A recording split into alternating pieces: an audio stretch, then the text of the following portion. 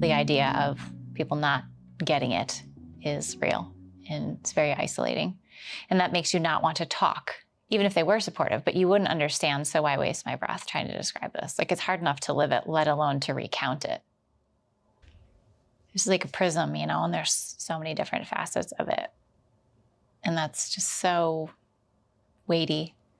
And even reading material on grief, I actually read a really good book recently on it called Resilient Grieving.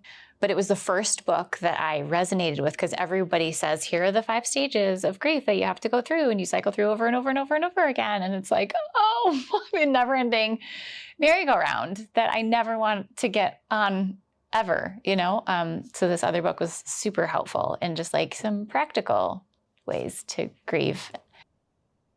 And it's hard to hold the space to actually carry the weight of grieving and accept that, and the time to do that. You know, I know my therapist and I have talked about that too, that like sometimes when you just need to fall apart, you can't actually, you have to hold together for your kids or for your job or whatever. And so it's like, okay, push pause button on that. And then like, when you get home tonight, then you just fall apart and let that go.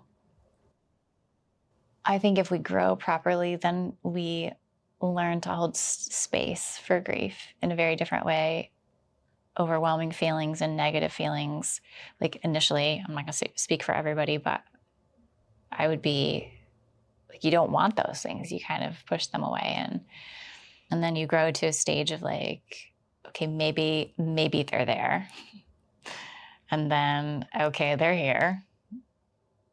And I think ultimately you want to move to a stage where they're welcome, which is like awful, but they don't go away, you know? So I think that grief slows the process down for that transformation to take place, and for us to really look at ourselves and see, sure, there's what's been done to us, but the greater grieving is probably what we've allowed to be done to us.